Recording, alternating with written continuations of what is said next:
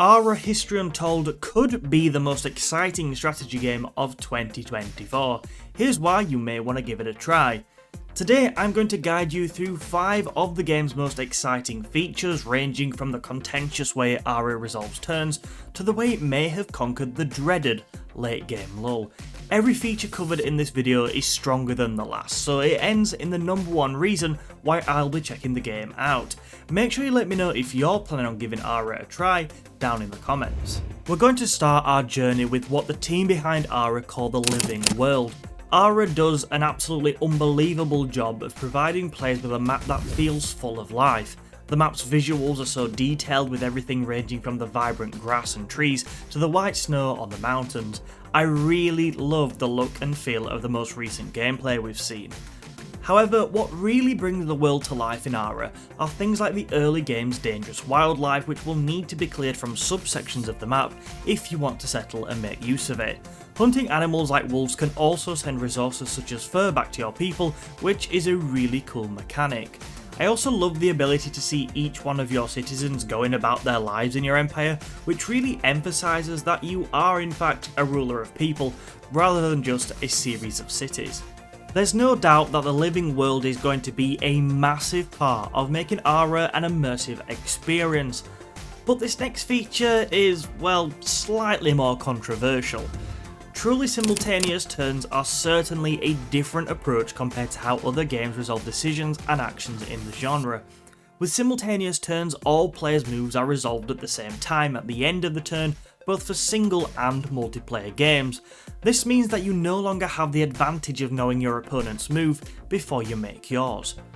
It also means that you can cancel a planned move right until the point where your turn is taken, so it won't matter so much if you misclick sending your units into a terrible position, because you can just cancel it.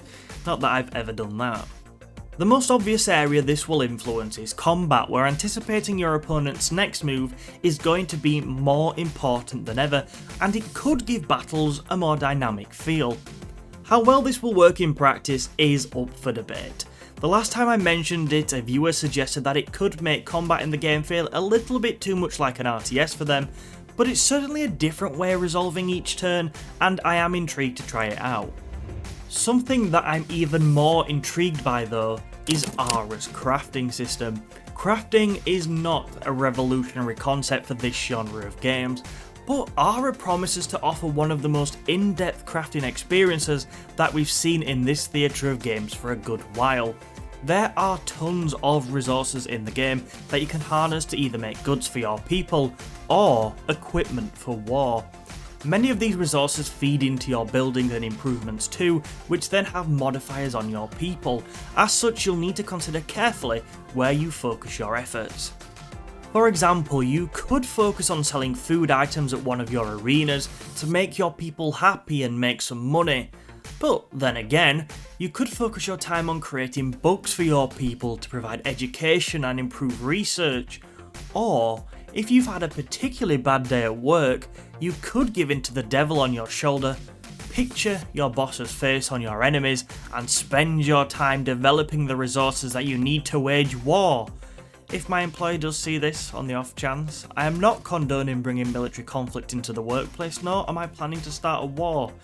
Seriously, these kind of jokes really could backfire one day, so please remember to like and sub. I need all the support I can get.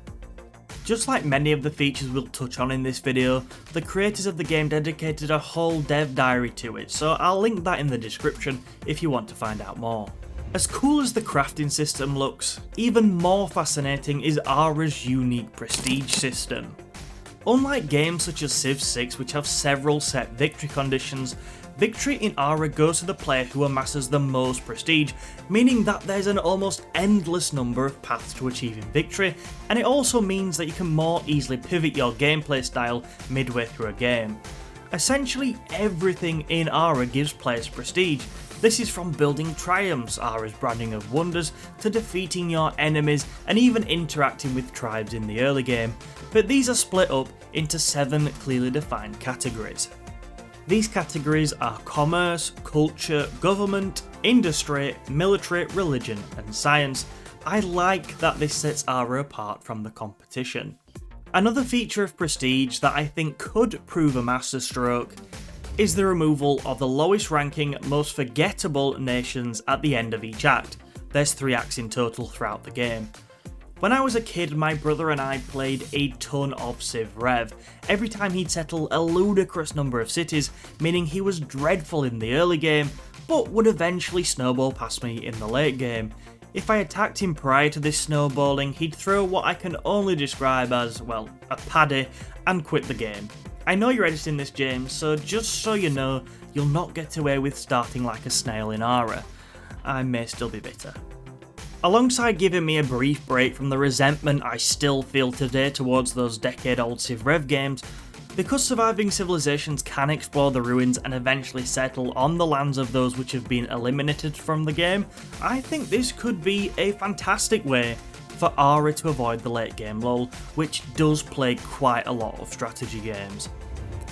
This next point, the one you've been waiting for, the one that is for me as a keen Civ player, the game's biggest selling point, is that Ara History Untold will offer players a unique blend of traditional 4X strategy gameplay, the kind we see in games like Civilization, alongside something reminiscent of the detailed style and more developed economic mechanics of city builders.